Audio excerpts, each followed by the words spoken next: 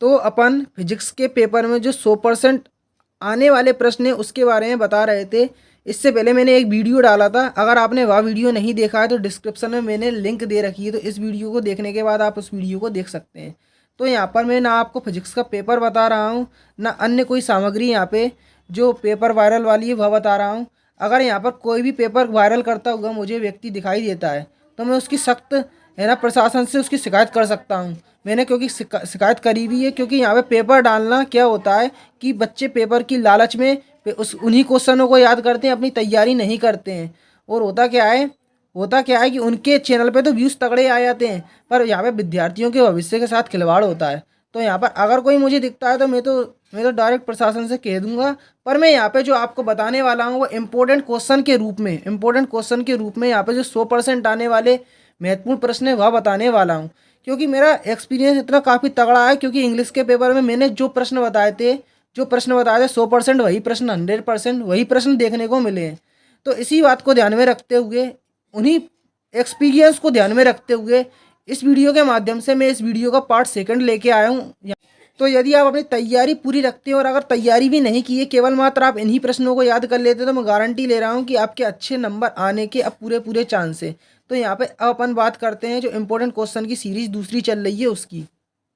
जैसा कि देखा जाए तो इम्पोर्टेंट क्वेश्चन तो बहुत सारे हैं, पर यहाँ पे एक क्वेश्चन काफ़ी इम्पोर्टेंट है, धारा और इलेक्ट्रॉन के अपवाह वेग में संबंध।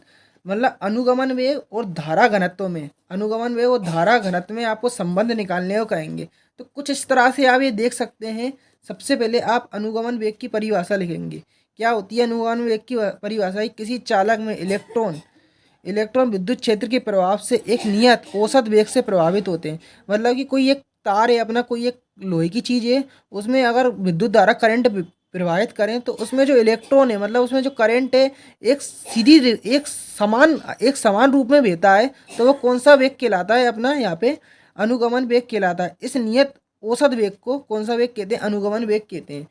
अब यहाँ पे अनुगमन वेग और धारा घनत्व में संबंध ये आप कुछ देख सकते हैं। सबसे पहले तो आप मुख्य रूप से ये तो बातें आप लिखेंगे, पर यहाँ पे इसको लिखना जरूरी होगा। एन बराबर एन ए वी डी। ठीक, यहाँ पर अब आप देखेंगे कुछ इस तरह से आप यहाँ पे ये लिखेंगे, टी सेकंड में प्रवाहित होने वाली धारा, तो यहाँ पे टी जुड़ जाएगा। ठीक, अब यहाँ पे टी जुड़ने के बाद क्या होगा, यहाँ पे मैं आपको बता दूं अपन क्या निकालेंगे, आवेश। तो क्यू बराबर इसमें टी ई हो जाएगा, एक्स्ट्रा टी ई जुड़ जाएगा। फिर यहाँ पे विद्युत धारा का सूत्र लगा के यहाँ पे क्यू का मान रख देंगे यहाँ पे, और टी तो रहता ही है। तो ठीक इस तरह से अपना ये मान पूरा निकल जाएगा। तो यही अपना संबंध होगा। नेक्स्ट पेपर में आपसे पूछते हैं कि विभव मापी का सिद्धांत, या 3 अंक में या 4 अंक में भी रखा मिल सकता है। तो केवल यहाँ पे अपन सिद्धांत की बात कर रहे हैं। तो केवल यहाँ पे सिद्धांत है, यहाँ से लेके आप मैं बता देता हूँ कुछ इस तरह से चित्र, यहाँ से लेके आप यहाँ तक करेंगे, केवल यहाँ से लेके यहाँ तक। चित्र में एक विभव मापी प्रदर्शित किया गया है। मैं आपको चित्र दिखा देता हूँ। कुछ इस तरह से ये चित्र बनेगा विभव मापी का। देख लें, लकड़ी का एक समतल तख्ता होगा जिसमें मीटर स्केल होगी, और मैग्नीन का यहाँ पे तार आपका होगा। कुछ इस तरह से आप यह बनाएंगे। ठीक नीचे आप इसमें विभव मापी, यहाँ पे नीचे आप नीचे के साइड लिखेंगे। तो चित्र आपने देख लिया। तो चित्र में एक विभव मापी प्रदर्शित किया गया है। ठीक है, इसमें लकड़ी का एक आयताकार समतल तख्ता है, हाँ आपको दिखाई दे रहा था। उसमें ऊपर एक लंबे लंबे 4, 10 और 6 तार समांतर क्रम में लगे हुए हैं। ठीक है, वे मोटी पत्तियों द्वारा श्रेणी क्रम में जुड़े हुए, ठीक है, जुड़े हुए हैं वह। इस प्रकार तार की लंबाई कितनी है? 4 मीटर, 6 मीटर, 10 मीटर की है। ठीक है, तो यहाँ पर एक मेन जो बात आती है, वो जो तार होता है अपना, किसका विभव मापी का, वह किसका बना रहता है? तो वह मैग्नीन और कांस्टेंटेंट का बना होता है। या ऑब्जेक्टिव टाइम में प्रश्न पूछा जाता है कि जो विभव मापी का तार होता है वह किसका बना रहता है? तो मैग्नीन या कांस्टेंटेंट का बना रहता है। अब यहाँ पर अगर आप तैयारी कर रहे हैं पेपर की, तो यहाँ पे एक क्वेश्चन, और ये दोनों क्वेश्चन, एक नहीं दोनों क्वेश्चन है, इनको भूल कर भी ना छोड़ें। पहला है विशिष्ट प्रतिरोध, दूसरा है विशिष्ट चालकता। तो या तो आप 100% तैयार कर लें। इम्पोर्टेंट क्वेश्चन की श्रेणी में यहाँ पे अपन देखते हैं कि एम्पियर का परिपथीय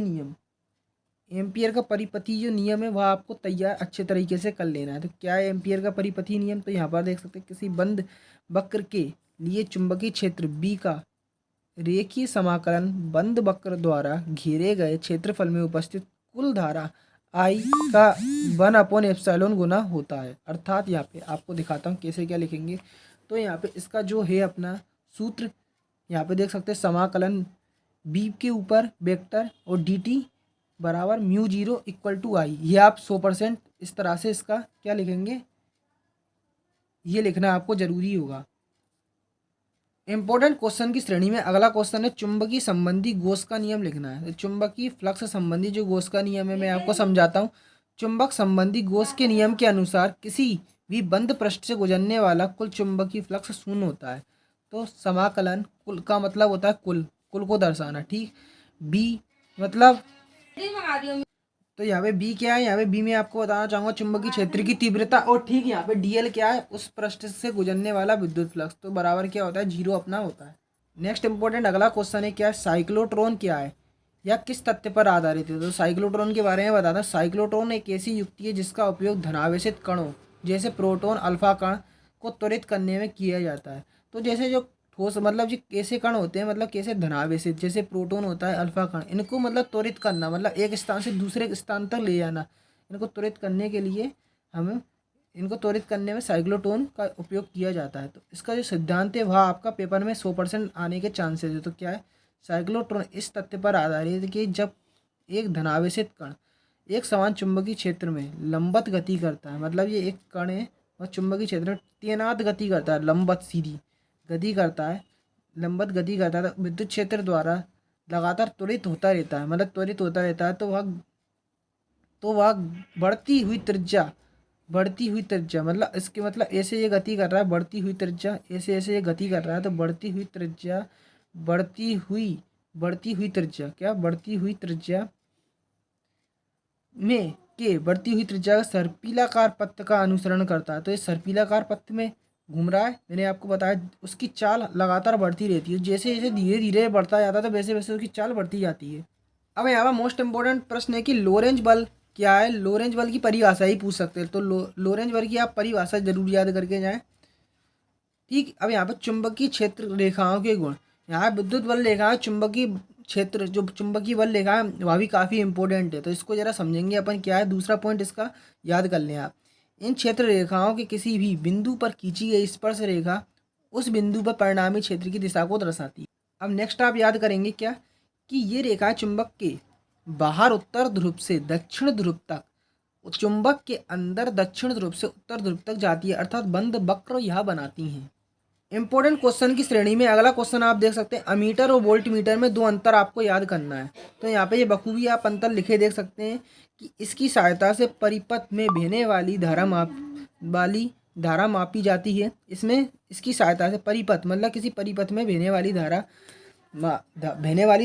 मापी जाती है, मतलब जो अपने घर में जो बिजली होती है ना उस वो अमीटर से नापते हैं। इसकी सहायता से परिपथ में किन्हीं दो बिंदुओं के बीच का विभवांतर मापते हैं, और वोल्टेज नापने के लिए वोल्ट मीटर का उपयोग करते हैं, ठीक। यहाँ पे इसकी कुंडली के साथ समांतर क्रम में शंट जुड़ा होता है, इसमें शंट जुड़ा रहता है और इसमें उच्च प्रतिरोध का तार जुड़ा रहता है, ठीक।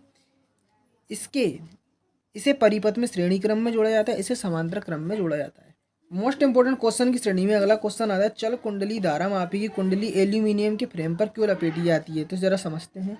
चल कुंडली धारा मापी को रुद्धोल बनाने के लिए कुंडली को एल्यूमिनियम के फ्रेम में लपेटा जाता है।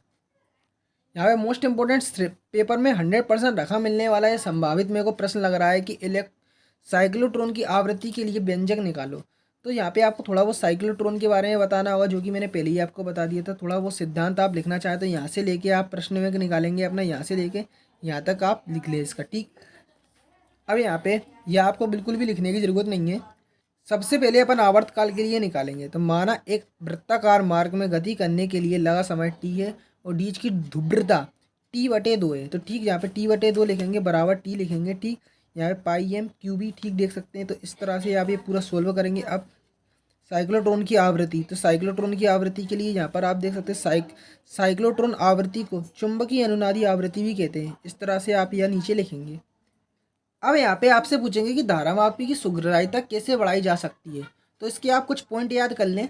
फेरों की संख्या n पर, ठीक, सुग्राह्यता कैसे बढ़ाई जा सकती है। तो यहाँ पर ए से बढ़ाई जा सकती है। यदि कुंडली में फेरों की संख्या अधिक होगी तो सुग्राह्यता अधिक होगी, ठीक। चुंबकीय क्षेत्र की तीव्रता बढ़ाने पर, ठीक। तो यदि चुंबकीय क्षेत्र शक्तिशाली होती है, देखो चुंबकीय क्षेत्र की अगर तीव्रता बढ़ाएंगे ना तो यहाँ पर अपना क्या होगा, जो सुग्राह्यता होगी वह भी बढ़ जाएगी, ठीक। कुंडली के क्षेत्रफल पर, यदि क्षेत्रफल बढ़ाएंगे तो सुग्राह्यता ही बढ़ जाती है। निलंबन के तार पर, तो निलंबन के तार के लिए एकांक एटन का आघूर्ण कम होता है, मतलब एटन आघूर्ण कम होता है ना तो उसकी सुग्राह्यता अपने आप बढ़ जाती है।